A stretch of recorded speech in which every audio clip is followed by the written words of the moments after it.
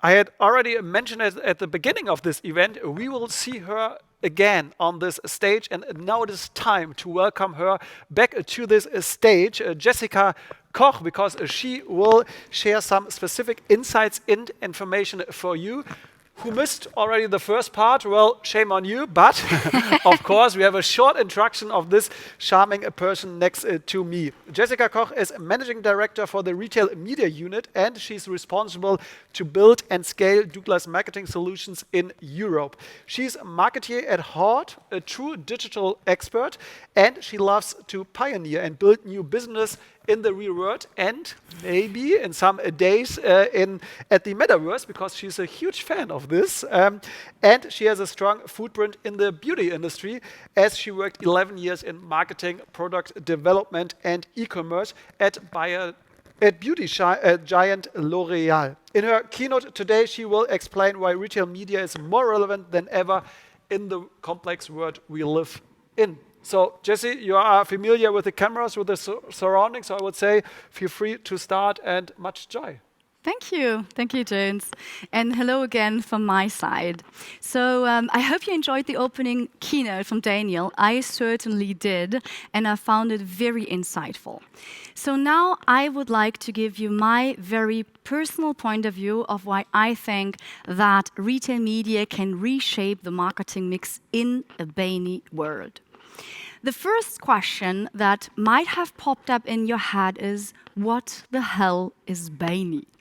Well, BANI stands for 4 words: brittle, anxious, nonlinear, and incomprehensible.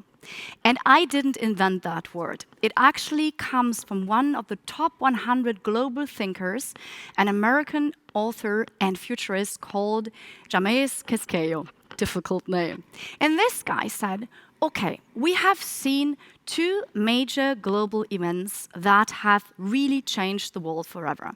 I'm talking about COVID-19 on the one hand, the pandemic that changed the way we live, we work, we do business. And obviously now we came out of this crisis, and we're not even there yet, and we stumbled right into a new crisis, which is pretty massive. And Daniel also showed one slide where we have seen the scattered crisis around it, sub-crisis from market inflation, energy crisis, all the pressure on the governments, etc. So James said, okay, VUCA, and that is actually the framework the world used to be described, since this word has been shaped out of the Cold War in the 1980s, is nowadays outdated. Because VUCA, come on, guys, we eat it for breakfast. Everything is VUCA. Everything is volatile. Everything is uncertain, complex, and very ambiguous. But the world we see now, we live in, we feel, is so much more. It's a world that is very much determined by chaos. So let me go through those different words. BANI. BANI, the word B, it stands for brittle. Brittle means it's fragile, so it can easily break. Things that we might have took for granted can break. Let's maybe take democracy as an example. So I personally would have never imagined that the US Capitol could be under attack. But it happened. And it's one example out of this BANI world. Then we see the anxiousness, and the anxiousness come out of this feeling of being not in control anymore, out of all these effects that occur in the world. So people are afraid. They are afraid, and they don't know anymore whether they can pay their rent anymore, whether they can put the heater on during winter times. And all of that makes them, being determined by a lot of fear. The other point is the non-linearity. This means that before, in a VUCA world, at least we could count on, even if it was volatile, we could count on a certain cause-effect relationship. If A happens, B happens. In this BANI world, this is also gone. Think about the coronavirus. When I personally heard about it on the 27th of December 2019, that there's something called corona in China, I was like, okay, A happened, but I had no idea that B happens. And B was global lockdowns, economies basically shut down. So this is what this non-linearity in this case means. And E stands for incomprehensible, because at some point it's so complex, all these domino effects, that you can barely understand it. So in this world, which sounds a little dark, and it is a little dark, and it is also very chaotic, I do believe that there are good things that can rise from that. That probably there is a generation of people, of companies, of businesses coming out of that who have a really high degree of flexibility, of agility, of a way to adapt super quickly around problems and find solutions. So in this overall context of BANI, now let's have a closer look at the advertiser and the consumer market. First of all, if you look at the advertiser market, of course, this inflation does also concern media prices. It does not only concern food and rent and energy, also the prices for TV and classic digital go through the roof. Secondly, we are confronted with the cookie calypse, so the third-party cookie is dying. That was there before. It doesn't have anything to do with the rest of the effects, but it's an imperative that we solve that problem as an industry. And it's coming, even if Google Chrome is going to depreciate the third-party cookie in 2024. We have a little gracious time that we won, but not so much. And then on the third point here, the consumer. What is happening with the consumer, especially Gen Z? So they consume differently. Social media takes over commerce, and I'm going to come back to that one later. Now let's jump into the rising prices of TV and classic digital. So it's across all industries, it's across all countries, and I brought you a few examples where I dare to say that I think they are the lowest example that I could have found. So rising CPM on Instagram by 20%, almost 80% on TikTok, and TV almost 30%.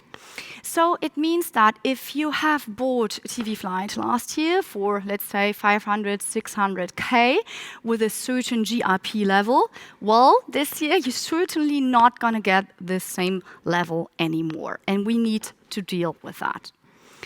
Now, if we talk about this desert that we are facing, why do we face a desert? Because the source third-party cookie that we have been using for decades now is drying out. Slowly, but it's drying out. So the question is, where are we heading, and what are the implications of this third-party cookie dying? On a very top-line level, there are three implications. First, everything that has to do with data management, so all initiatives leveraging third-party data are going to be challenged. Second, audience activation. It's going to be much more complicated to reach the right audience and the target group. So reach and frequency management are more complicated. And if we look into performance measurement, we are basically blind post-view, and cross-channel attribution and reporting is also very challenging. So the time for all of us in this industry is ticking, and the question is, where are we heading? And overall, I see a very strong desire, obviously, and a quest for a new oasis. So where is it? Where are those new sources that we all search for in order to do digital marketing the way we used to in the past? We will have a panel today who's going to discuss that, but I'm going to spoil already my personal opinion on that, and that is, there is no one-size-fits-all solution for this. At the end of the day, it's going to be different puzzle pieces coming together, building a new framework for targeting, for audience activation and reporting. But I am very convinced that first-party data and second-party data is definitely one of the foundations for post-cookie success. So first-party data on brand side, obviously, out of the D2C business, etc. First-party data from retailers, retailers. And then we might also think more in the future about collaborating retailers and brands and building up data collaborations in order to tackle that huge problem with the third-party cookie. So, thirdly, I said before, there is something changing, especially in Gen Z, and you see those 8 seconds going down. It's really not a lot, 8 seconds. It's actually, I would say, it's like a speed date with a brand, where a brand or, let's say, a content piece on TikTok, a reel, is being consumed.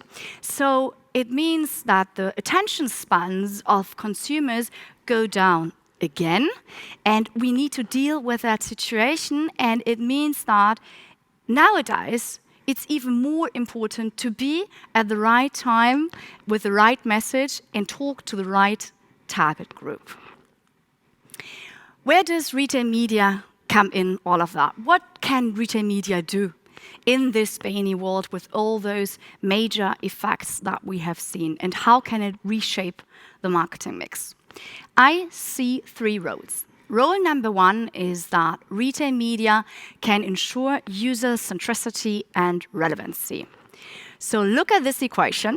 It's pretty complex, and it's going to be explained in the masterclass at 1:15 in detail. I just want to sum it up on a very top-line level. What you can see here is the machine room, the bidding algorithm that stands behind sponsored product ads, which is one of the most common tools in retail media networks. And it combines 3 things. 1 is the prediction of the click-through rate. 2nd is the prediction of the conversion rate. And 3rd is the average order value. How much will I potentially buy? And all of that sums up to 1 word, and that is relevancy. Relevancy comes out of those 3 pillars: the context, the purchase history, and the user preferences. So me, for example, as a user, I like niche fragrances. So my context would be that I would browse in niche fragrances.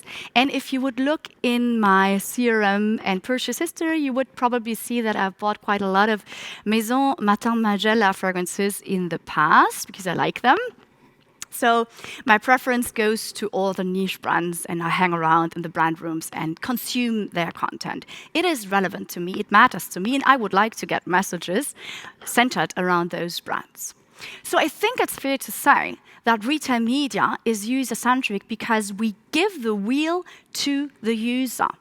At the end of the day, we just need to follow the user signals and follow what we call the dictate of the user. So the task that retail media networks need to do is to do the right interpretation of those signals. And overall, we have 4 sources of user signals. One of them is for sure CRM data. So what kind of CRM persona am I? Am I more a beautynista? Am I a masstige customer? What do I buy? What is my actual purchase behavior? And where do I shop? Where do I go in bricks and mortar? And all of that combined with behavioral data is at our disposal that we can leverage and interpret in order to turn it into campaigns. Role number 2, raise efficiency. This is more important than ever because in this BANI world, we all need this safe bet and something that can raise the return on advertising spend, because this is, in challenging time, definitely key. So retail media can be that goal-getter in the digital media mix. Either make the goal alone or do it together, interconnected with other channels. So we see across all markets and at Douglas Marketing Solution a return on advertising spend of €7.10. This is pretty massive. It means that you put €1 in and you get €7 out. So it's highly efficient. Even if it'll be only €1.10, then the point is you don't lose money, you make money with it. And this is what counts at the end of the day. So ROAS is a KPI, which is lower funnel, obviously the major and essential KPI. But if we go more upper funnel, and Daniel said that as well already, that retail media is totally capable of doing full funnel marketing. So then we have more look at CTR rates, at view-through rates. Obviously, when we look at display, we look at the conversion rate uplift of the people who have been exposed to an advertising and those who haven't, and what happens in between. Or the Douglas Beauty Test, which is an instrument with which you can push reviews and generate user-generated content on the product detail pages. So it always depends on your campaign goal and on the campaign objective. Now let's come to role number 3, which is close the loop. For me, it's the most strategic of all for retail media, and the one which is going to develop much further in the future. So I do believe that retail media can bridge the gap between upper and lower funnel. So what do I mean with that? If you look at the classic approach, very often in brands, you still have that gap between branding and performance, or also called transactional media. So I had that case a couple of weeks ago. I talked to one of the biggest entertainment companies in the world, and I wanted just to get the contact of the performance team. And the branding girl, she said, well, I cannot give that to you. I don't even know their names. We don't work together. So this is really bad, because if that happens, then you set up campaigns upper funnel with different objectives that don't interact with a mid and lower funnel, and the result is you have a signal loss. You have a broken data connection. The advantage on retail media is that overall the funnel is much slimmer, and the second advantage is that it's frictionless. So you can measure it down from upper funnel down to the bottom. So you need to spend less money to get better results out of it. But that's not the only thing. I want to emphasize something that Daniel said before, and that's that retail media will be so much more in the future if we all learn together to make the right interpretation out of all those rich customer profiles, all those user signals. Then retail media can have an impact on supply chain, on product development, on creative content creation, for example. So this is where I see it heading in the future. Now I'd like you to jump with us in the data that we hold and have at Douglas. So you can imagine that we have this huge data powerhouse. Basically, we have a lot of rivers flowing into this data lake from CRM, from stores. So we have 2,000 stores, we have 45 million CRM members, we have 1,100 audiences that we could potentially address. And all of that is hosted, this first-party data, in that powerful data house. And we can use it. So I do believe that we as retail media networks are the ultimate enabler to play that game with you. You might remember it from your childhood. This game, I see something that you don't see. So I played it with my twin sister when we were little and going down to the south of France. And this is something that could help a lot because you have a lot of data at your hands, but sometimes the right translation into insights and then bringing it to the right action, that's the puzzle piece, which is sometimes still missing, I think, in brands and also agencies. And that's where we can come into the game. If you want to understand how this really works concretely, please don't miss the masterclass at a 1:15, because the team is really going to explain it detailed with the example of a Shiseido campaign. So coming back to that puzzle piece, if you look at all the data available, you have your sellout data coming from MPD, you have traditional market research, you have campaign results, you have marketing personas, but this retail data with the real rich customer profiles, the category paddings, the trending keyword searches, all of that is hard, raw retail data that is basically gold in our hands. And I think we just need to leverage it more between that triangle, brand, retailer, and also the agencies. So how all of that comes together is going to be shown in this video.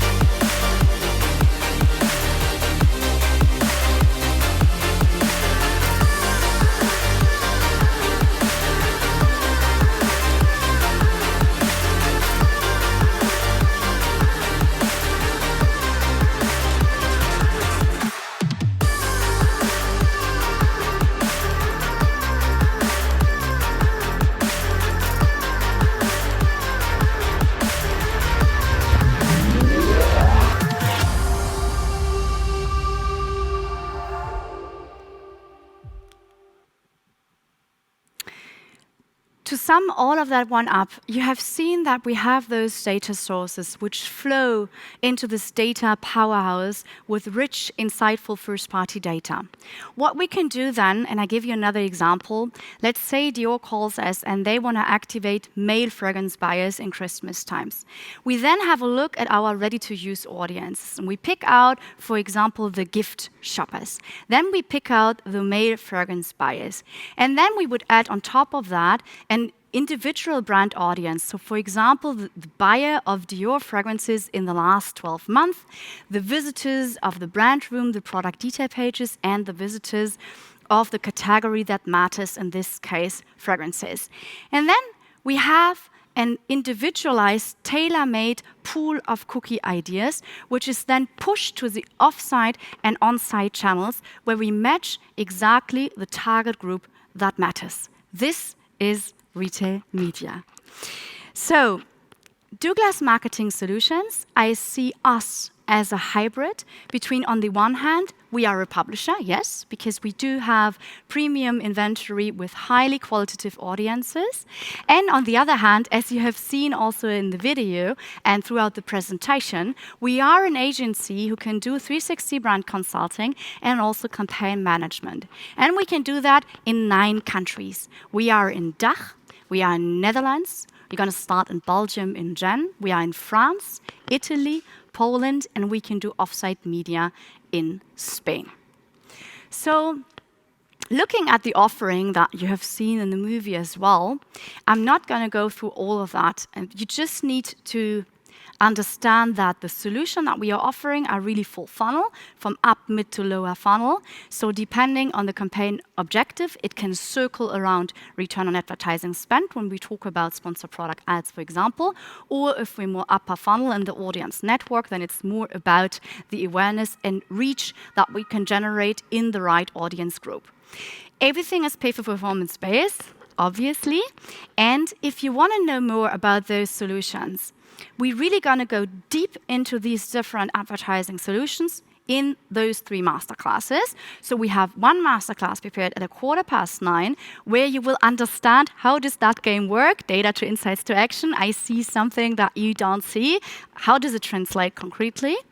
Then we have another masterclass at 3:15, where you will learn how on-site advertising really works and how audience ads and sponsored product ads work perfectly together and are positively correlated to really raise efficiency. And we have then at 5:15, the engine behind user-generated content, a super lovely, interesting topic where we're going to present the smart sampling, new solution, as well as our Douglas Beauty Tester. All of them are co-hosted, so we have partners from Shiseido and Koch who are helping us presenting the topics, so don't miss out on that. And last but not least, at 5 o'clock, I'm going to be back on stage with my colleague Thomas, and we're going to explain how could CRM data be leveraged to push, finally, the repurchase page, which has so far been exclusive only for us as a retailer, but we opened that one. So, what are the 3 messages that I like you to take away? First of all, retail media is a safe bet in a BANI world. It can help you raise efficiency and brings in a very good value for money. So it is the goal-getter in the digital media mix. But please don't understand it only as a conversion-driving tool. It's not. It can grow into so much more, and it will, because it can finally bridge the gap between upper and lower funnel. If you have any questions or want to chat with me, just add me on LinkedIn or shoot us a message to marketingsolutions@douglas.de.